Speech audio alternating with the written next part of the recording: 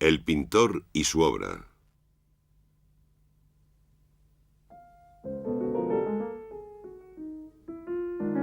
La violencia del motivo.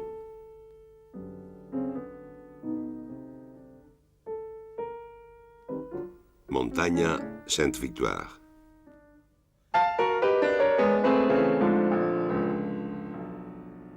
Paul Cézanne, Aix-en-Provence, 1839-1906.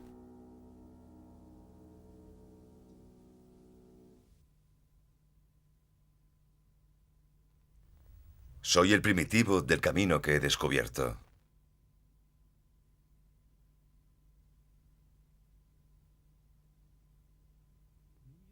Louis-Auguste Cézanne, de origen piamontés, empezó como sombrerero y llegó a ser un opulento banquero de Aix-en-Provence. Compró una casa situada en un parque a la salida de la ciudad, el Jas de Buffon. Su hijo Paul tenía entonces 20 años.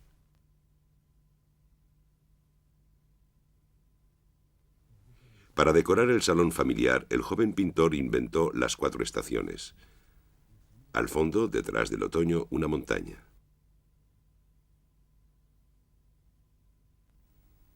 Durante varias estancias en París, Cézanne visitó a su mejor amigo de infancia en Aix, Émile Zola.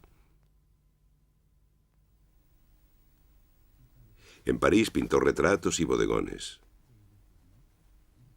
Copió a Delacroix en el Louvre.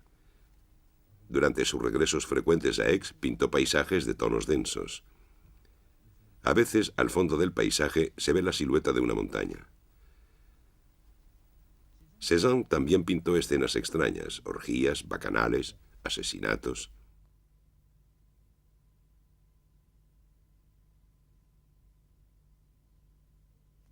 Un cuadro para Zola. Plutón arrastra a Proserpina a los infiernos. Al fondo se ve una montaña con la cima truncada. Un paisaje industrial cerca de Aix. Al fondo aparece la línea azul del mismo macizo. Esta vez se reconoce bien la montaña de Sainte-Victoire que se alza a las puertas de Aix.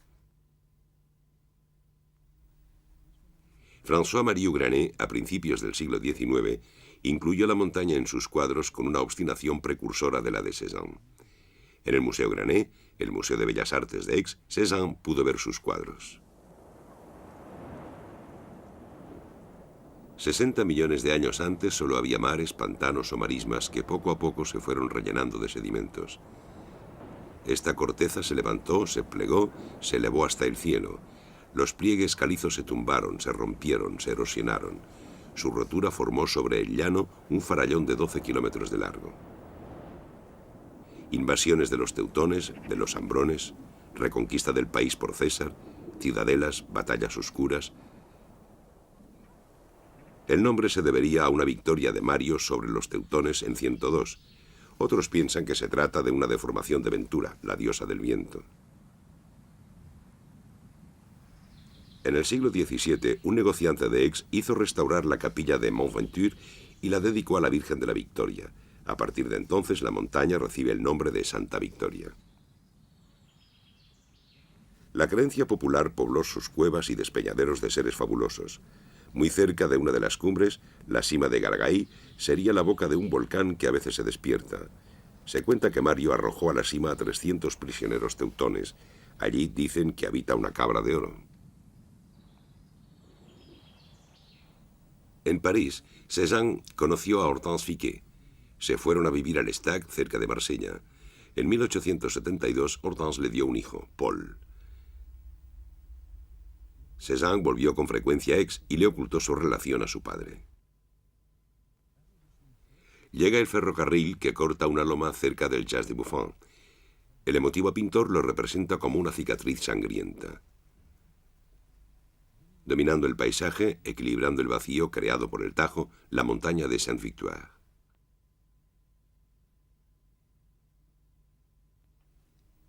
En los años siguientes, Cézanne trabajó en Pontoise y Auvers-sur-Oise con Camille Pissarro. Pissarro le inició en la pintura al aire libre. Le enseñó a dominar sus impulsos más profundos y a concentrarse en el motivo.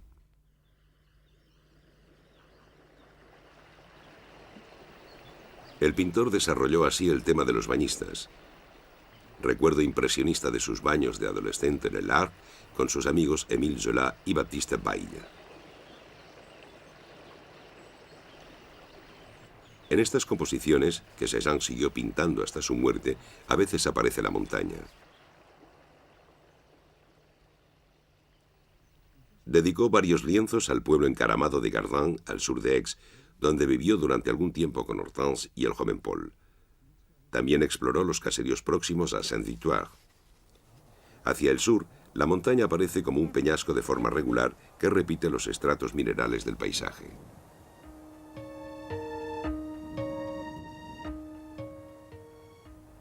Gama limitada de colores, aridez, sencillez de las líneas. Cézanne desarrolla un estilo nuevo, una especie de primitivismo. Cézanne se instaló en el Jazz de Buffon. Había regularizado su situación con Hortense casándose con ella. Su padre murió y le dejó una sustanciosa herencia. Naturalezas muertas. Pintaba sobre todo al aire libre y a menudo en el parque. En el fondo, pintados con pinceladas fluidas, el cielo pálido y la silueta gris azulada de Sainte-Victoire. La cumbre queda oculta por un bosquecillo. Montaña aún lejana como prohibida.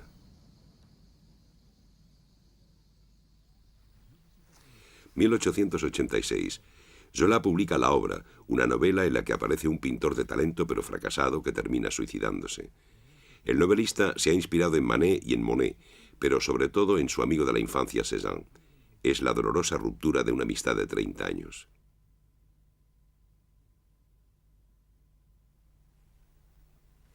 El pintor era tímido, no soportaba que le molestaran los curiosos, y los habitantes de Aix le consideraban un excéntrico y no le apreciaban mucho. Una de sus hermanas compró una finca grande a menos de 2 kilómetros al sur de Jazz de Buffon. Cézanne pintó la granja y el palomar de Bellevue.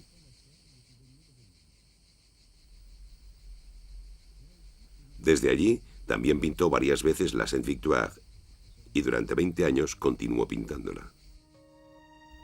La montaña, vista desde una decena de lugares alrededor de Aix-en-Provence, todos ellos al oeste.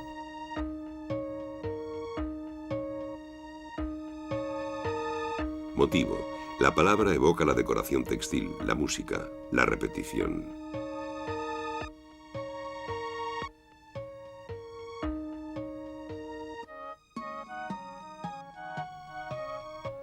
...45 acuarelas, 36 cuadros que hoy están repartidos por numerosos museos de todo el mundo.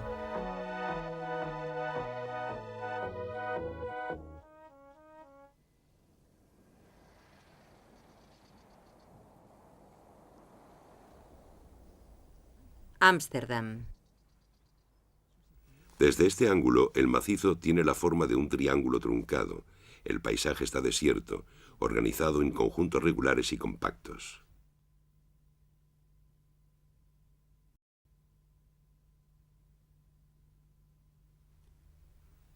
Una nube rosa de formas femeninas.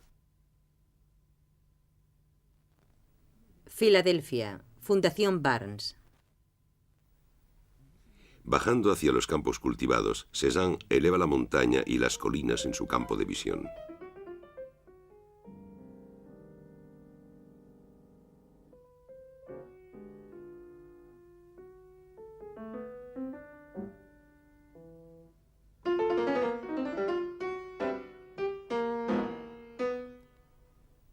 Londres, Colección Berggruen.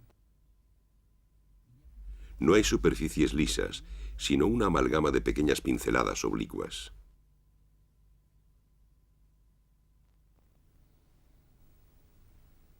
Edimburgo.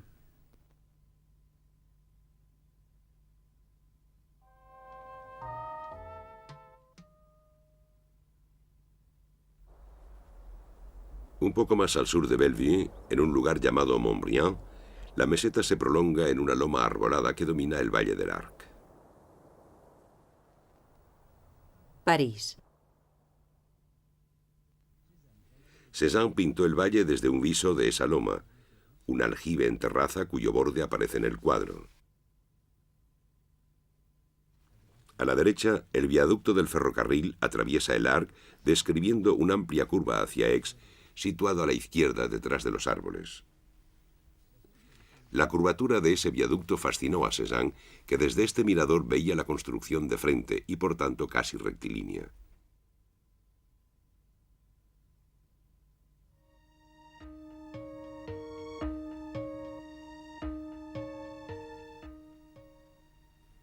Cézanne se alejó del método clásico, que trataba de dar la impresión de relieve modelando sombras y luces. Aplicó unas pinceladas rectangulares y juntas, de la misma modulación, creando un efecto de tapicería. Ya no se trataba de modelar, sino de modular.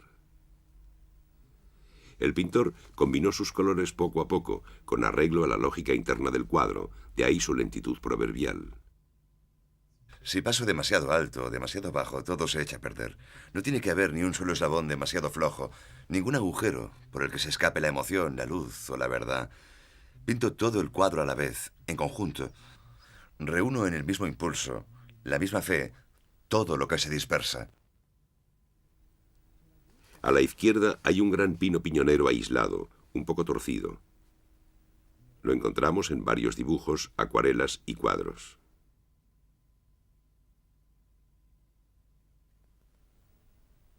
Nueva York.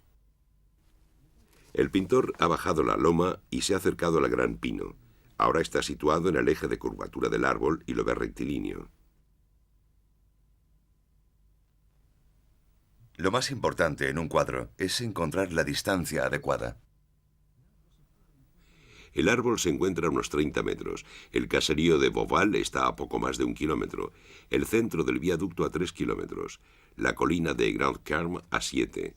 La cresta de Sangla a 11 y la cumbre del Saint-Victoire a 13 kilómetros.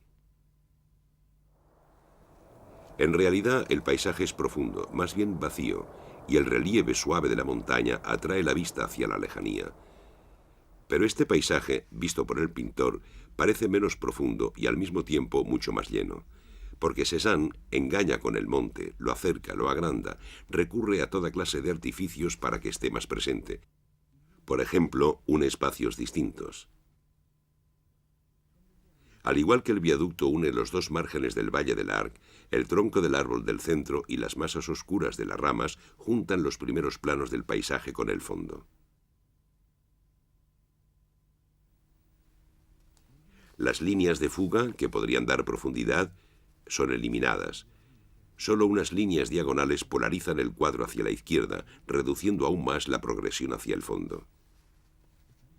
Por último, las formas se repiten. La carretera sinuosa parece un reflejo de las curvas de la montaña. Las ramas del pino, cercanas al ojo del espectador, son un eco de las laderas alejadas.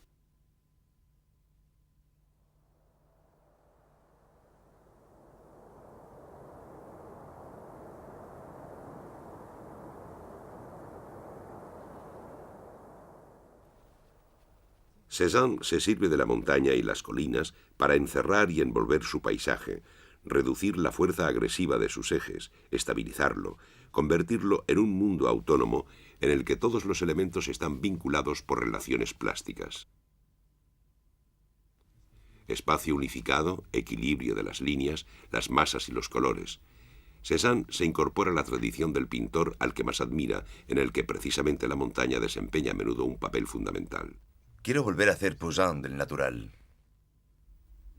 No se trata de recuperar el orden del gran siglo, ni las técnicas de ilusión y representación de las materias, sino de recomponer un nuevo clasicismo uniendo el motivo y la sensación. Cézanne pinta sus paisajes eliminando la historia, la anécdota, lo pintoresco, hasta los personajes. En el primer plano, en la carretera excepcional en los paisajes de Saint-Victoire, un personaje encorvado parece avanzar. Washington, Phillips Collection. Más abajo, en la linde del pinar, el mismo paisaje. Las curvas de las ramas y las de los montes se combinan en las estampas japonesas.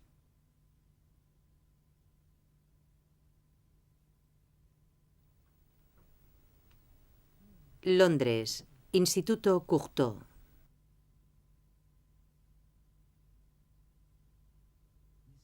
Las Saint-Victoire forman series, pero Cézanne no pretende, como Monet en la misma época, reflejar las variaciones de la luz.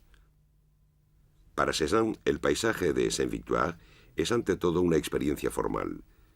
Surcar el espacio, analizar todas sus parcelas según los principios impresionistas y volver a fundirlo en un nuevo orden arquitectónico. Pero esta experiencia no habría sido completa si Cézanne no hubiera intentado transcribir también no lo que veía, sino lo que sentía. En el pintor hay dos cosas, el ojo y el cerebro. Los dos tienen que ayudarse mutuamente. Hay que trabajar para desarrollarlos. Al ojo por medio de la visión de la naturaleza y al cerebro por la lógica de las sensaciones organizadas que proporcionan los medios de expresión. Organizar las sensaciones es vivir una verdadera experiencia espiritual. Cézanne tiende la mirada virgen ante el motivo. Ve con tonos minúsculos, trocea sus sensaciones. Cada pequeña pincelada concentra la visión plástica, la sensación y el recuerdo, y también el pensamiento puro, la búsqueda de un sentimiento oculto de la naturaleza. La pincelada cimenta el mundo, le da una estructura, quizá un sentido.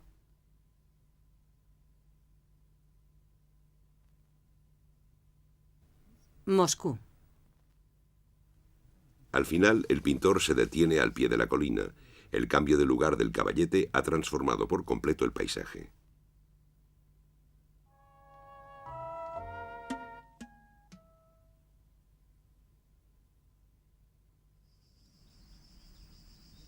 A la salida de Aix, en una meseta situada antes de la montaña, encontramos las canteras Vivemus. Cézanne alquiló allí durante algún tiempo una cabaña. El pintor se apasionó por los contrastes entre los tonos cálidos de la roca y los tonos fríos del follaje y el cielo.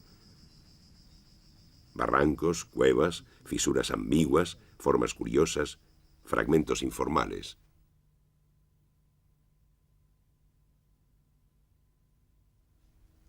Y siempre la montaña.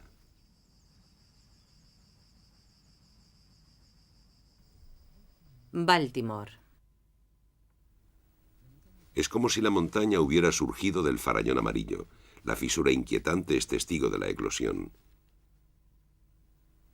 Y, azares del encuadre, la gama cromática es de una gran vivacidad y contrapone con violencia los colores complementarios, naranja y azul, rojo y verde, amarillo y violeta. La cumbre surgida de estos conflictos titánicos ya no es como en Poussin el pedestal de los dioses. Ella misma se ha convertido en Dios.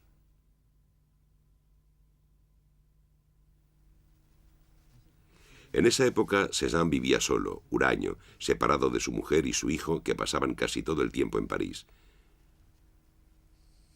Uno de los caminos preferidos era la carretera de Etolonais, una carretera local que comunicaba Aix con los caseríos del sur de la montaña.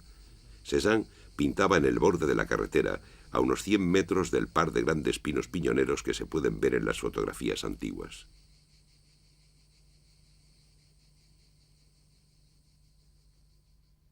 San Petersburgo. La montaña llena el lienzo. Una casa, frágil volumen, huella de humanidad, frente a la masa inevitable de Saint-Victoire. Y la carretera curva que invita a perderse en la montaña. Una montaña que aparece con las laderas más abruptas. Cleveland. La misma carretera, los mismos pinos piñoneros. Leer la naturaleza es verla bajo el velo de la interpretación, con manchas de colores que se suceden a tenor de una ley de armonía. Partiendo de la carretera del Tolonais a la izquierda, un camino sube a través de los pinares hacia Châteaunoir, gran edificio sin terminar con ventanas ojivales. Cézanne alquiló allí una habitación para almacenar su material y sus cuadros. Rimas entre colores leonados y colores fríos, ritmos entre verticales y diagonales, meditación mística de un solitario frente a la naturaleza, vagabundeo por el desierto. Si trabajo con tesón, entreveo la tierra prometida. ¿Seré como el gran jefe de los judíos o podré entrar en ella? Tokio. El ojo, acostumbrado a un continuo de zonas planas y en movimiento, no logra situar los colores que unas veces parecen cercanos y otras lejanos. Cada zona de color, a su vez, está formada por numerosos módulos que se juntan. La pincelada marca a la vez un fragmento de la naturaleza, una profundidad, una sombra y un color. Detroit.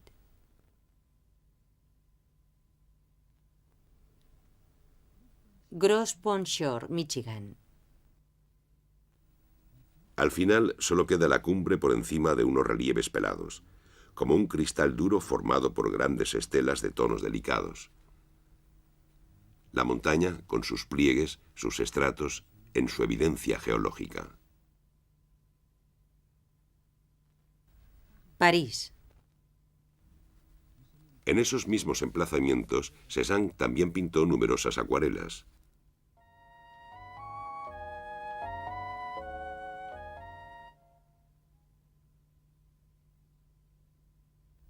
En 1901, Cézanne, prematuramente envejecido por la diabetes y el trabajo obstinado, seguía viviendo en el centro de Aix.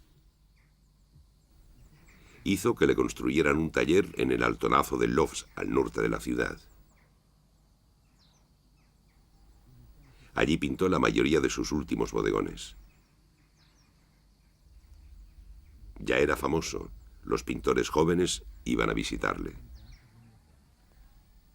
Os debo la verdad en pintura, y os la diré. A varios cientos de metros del taller hay una buena vista del campo y de la montaña.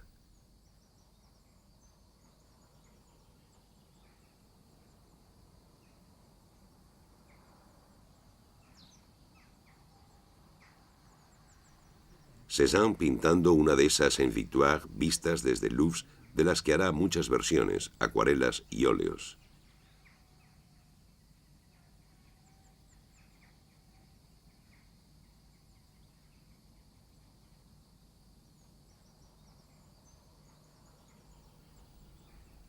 Ladera sur abrupta, cara norte en pendiente suave, un prisma regular en perspectiva lineal.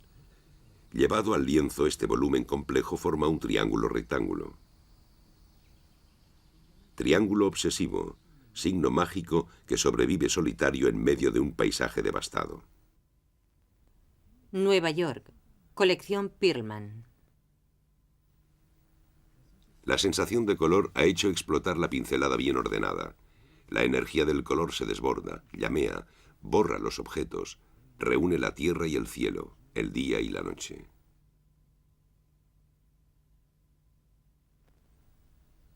Zúrich, museo. Una preparación gris visible en todas partes que forma grandes reservas demasiado claras, como si el pintor no lograra reunir las pinceladas de su cuadro. Irrupción de lo discontinuo. Zúrich, colección Birl.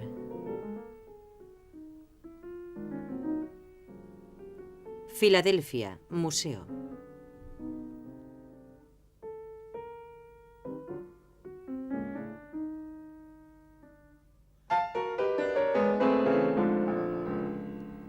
Filadelfia, colección Annenberg. Los contornos se borran poco a poco, los volúmenes se vuelven móviles, palpitantes. Kansas City. Violeta, verde, ocre y azul. Violencia de los contrastes, inminencia del desastre. Moscú. El verde ha invadido el cielo. El paisaje ya no es más que una explosión caótica de pinceladas guerreras donde chocan los ocres y los verdes. Campo de batalla estriado de pinceladas moradas que parecen caídas de la montaña, tinieblas que socavan el espacio.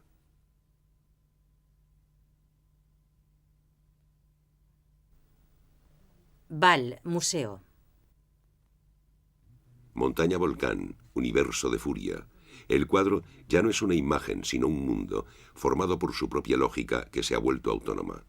El espacio ya no tiene límites, es múltiple, infinito, da miedo. Las cosas sin límites de la naturaleza me atraen.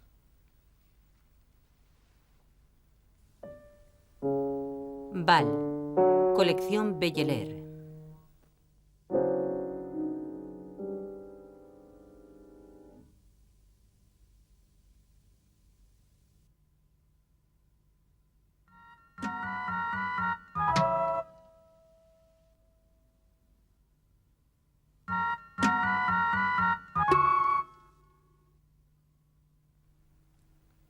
Un día, pintando su motivo de siempre, una lluvia fría de otoño, un lavandero encuentra al pintor sin sentido, le lleva a su casa en su carretilla. Cézanne se levanta para pintar a su jardinero. Muere varios días después.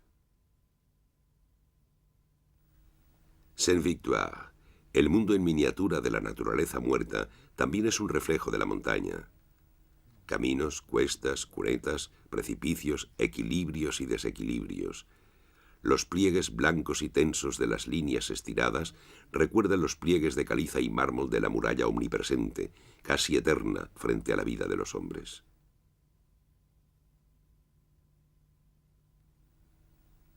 Los estratos geológicos son como los de la memoria. Solo la geología detiene el tiempo, lo fija, pero en esta inmovilidad todavía hay turbulencias de la Tierra, convulsiones, caos, erupciones. Y quizás con la montaña el pintor regresa a la vida huraña de sus comienzos. El asesinato tiene lugar en plena noche, en las laderas de un monte oscuro. En el rapto, el macizo de escarpadas pendientes es la guarida infernal hacia la que Plutón arrastra a Proserpina. La montaña con sus abismos, sus barrancos, sus cuevas, fue percibida al principio como un mundo negro, femenino. Un cuadro de 1875-1876, Lo eterno femenino, pone en escena alrededor de una mujer desnuda que se ofrece, bajo un dosel abierto, a varios personajes de la comedia social. Un poco apartado, vemos al pintor. En el cuadro solo ha puesto una simple forma, una forma de montaña. Pero el lado negro ha engendrado su revés luminoso, olímpico. La montaña también es prisma, cristal radiante que capta la luz del sol y que, lentamente, purifica al pintor de sus maleficios. Sainte-Victoire, una santidad obtenida a través de la pintura, una victoria del pintor sobre los habitantes de Aix, sobre los amigos de infancia que le traicionaron, sobre los demás pintores. La montaña de Cézanne es su Olimpo, su Fujiyama.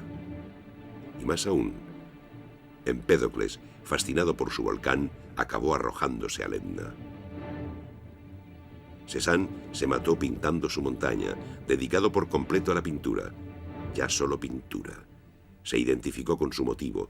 Él mismo se convirtió en ese pliegue enorme de caliza que se alza y se inclina, ola de tierra inmóvil que sin embargo se mueve.